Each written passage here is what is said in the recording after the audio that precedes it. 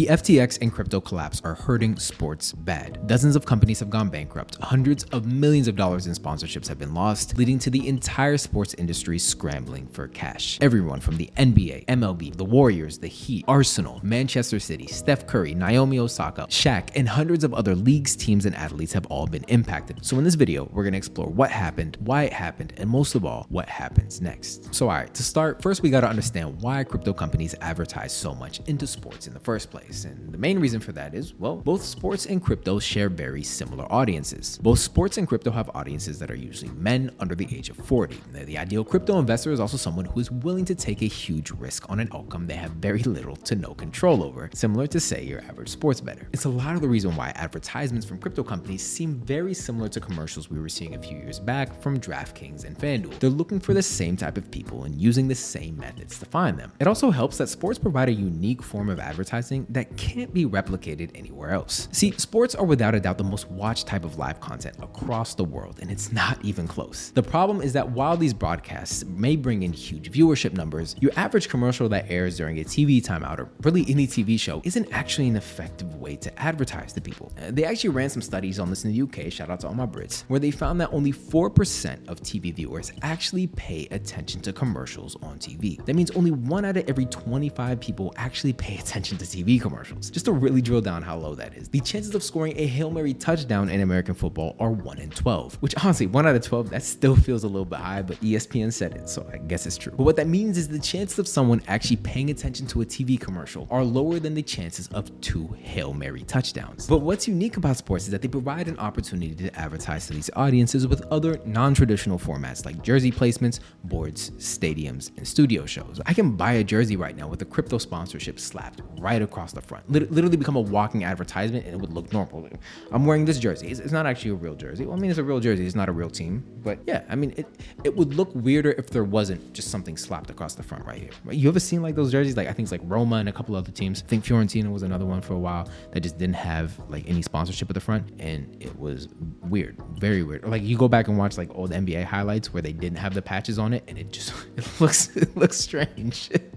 So yeah, it's definitely ingrained in the language of sport. And because of this, companies in the crypto industry did not skimp when it comes to how much they invested in sports, especially in 2021. In March of 2021, crypto exchange site FTX signed a $135 million deal for the naming rights to Miami Heat's arena, changing it to the FTX Arena. And soon after, FTX signed deals with the Mercedes-Benz Formula One team, Golden State Warriors, and the Washington Capitals. In June of 2021, Crypto.com became the official crypto sponsorship of Formula One. Not long after that, they also became partners with FIFA for the World Cup and bought the naming rights to the arena formerly known as Staples Center, where the Lakers and the Clippers play. In October of that year, Coinbase became the official crypto exchange of the NBA, WNBA, and NBA G League. And in April of 2022, the Dallas Cowboys became the first NFL team to enter into an official partnership with a crypto company when it signed a deal reportedly valued at $6.5 billion with blockchain.com. The NFL actually up until 2022 banned all sponsorships with crypto companies. This is something I touched on in the predictions video I made at the beginning of the year where I suggested the NFL would loosen up those rules. And I was right. I was also wrong about a lot too, but that's a video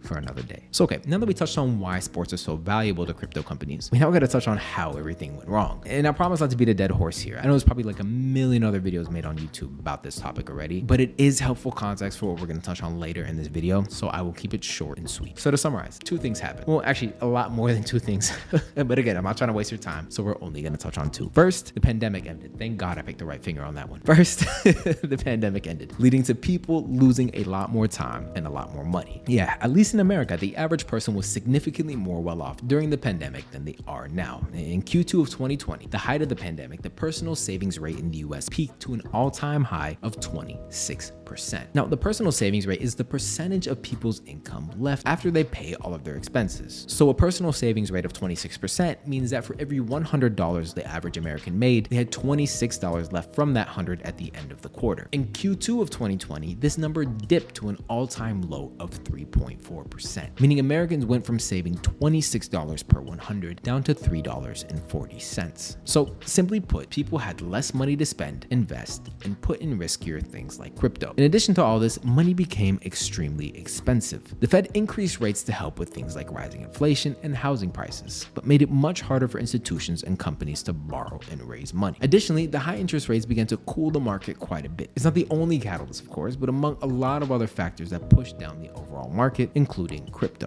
And I know crypto has always coined itself to be like a hedge against the market, but time and again, we've seen this to not be true. Crypto isn't a hedge against the market, it's an amplification of the market. When the market rises, crypto soars, and when the market cools, crypto crashes. The highs are much higher and the lows are much lower. And we're seeing the effects of that relationship right now, seeing just how many companies in the crypto space have disappeared and how low the value of most cryptocurrencies have gone. The first big recent domino to fall was FTX, who collapsed after mishandling customer funds and using them to make risky investments in a market that wasn't offering anything but negative returns. FTX again had ties across the industry, including the NBA, the MLB, Formula One, and dozens of the most famous celebrities and athletes you can think of. Following that, BlockFi, another crypto exchange with close ties to FTX, filed for bankruptcy. BlockFi was of course famous for signing Cade Cunningham to a sponsorship deal that would be paid entirely in crypto. Not long after that, Voyager, another exchange with close ties to FTX, also went bankrupt. And they were famous for a sponsorship deal they cut with the NWSL, where again, all the players would be compensated with crypto. Earlier in the year, we also saw Three Arrows Capital and Celsius file for bankruptcy as well. Celsius, another exchange, was famous for their deal with NBA player and former Nets legend Spencer Dinwiddie, who again partnered with them on a sponsorship deal with compensation exclusively in crypto. And these are just some of the losses that happened in the US. We also saw Chelsea FC lose $45 million in crypto deals, Atletico Madrid lose a $250 million deal, and the Premier League back out of a $500 million NFT deal. But I know I just hit y'all with a lot of numbers, but the point of all that was to just put into perspective how many of these teams, leagues, and players all had ties to crypto. To be honest, I think you'd be hard pressed to find a major team, league, or player that didn't. And it also just puts into perspective how much money was lost by all these stakeholders. So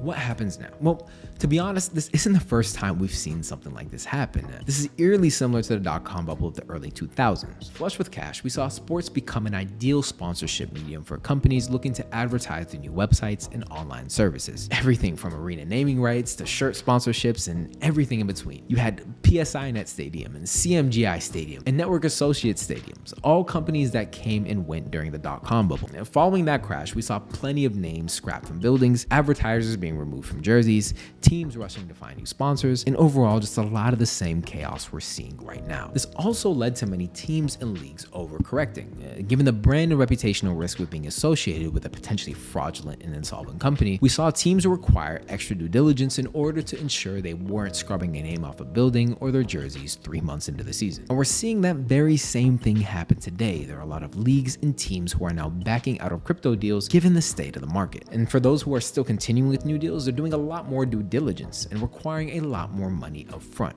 Just this year, we saw Arsenal, Manchester City, and the Premier League as a whole back out of crypto sponsorships. But what's worse about all this is that amidst all the talk about crypto, be it the bankrupt companies, the fraudulent figureheads, or the sponsorship deals that were lost, I think we've overlooked the most important aspect of all of this, which is the everyday investor. The reason behind all this investment wasn't for fun. It was to entice the average person to trust these companies, associate themselves with things that they love, such as sports, get them to place their money with them, only for these companies to turn around and walk away with the money. And I know this wasn't the case for all of these companies. There are definitely some amazing companies in the space, but it happened enough that it's left me wondering how we've lost the script on who's really been hurt throughout all this mess. The Miami Heat will get another arena sponsor. Steph Curry will find someone else to advertise for. All these leagues, teams, and athletes are gonna be okay. But what about the average person who trusted these companies, trusted these teams, trusted these leagues, and are now without their life savings? I don't blame anyone for putting money in crypto. Some of y'all were being reckless. I'm gonna be honest. Some of y'all were being a little reckless. But for the most part, I don't blame anyone for putting their money in crypto. It's harder than ever to become economically secure. We are living in an era of unprecedented economic uncertainty. Seriously, how many other ways can you think to climb the economic ladder, especially in a short period of time? It would take the average person the same amount of luck, if not more, to become part of the 1% doing anything else. So to be quite frank, I don't feel any sympathy for these companies, these leagues, or these teams. I do feel sympathy for the average person who trusted them though.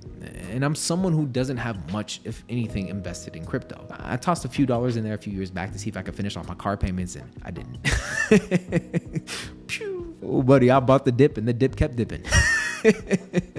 But the point of all this is I just wanted to end this video with a message. If you are someone who did trust these companies, trusted these leagues, trusted these teams, I want you to know that while it may seem like you messed up or made a mistake, you didn't. They did. They're responsible for this, not you. And to be honest, so are the teams, the leagues, and everyone else who rushed to take this money without doing the due diligence they should have before partnering with these companies. They have a responsibility because they have influence. And yes, I understand some of the stuff we would have never seen coming, but I do think there is some blame to go around. So it might not seem like much, but just remember, you'll always have the dopest community on YouTube here to support you. Also, if y'all are interested in another video about some sketchy businesses, check out this one that we did on DraftKings and how they might be attached to the mob. Or watch this video that YouTube wants you to watch. I appreciate y'all, for real. Hope you have a great rest of your day. Love y'all. Peace.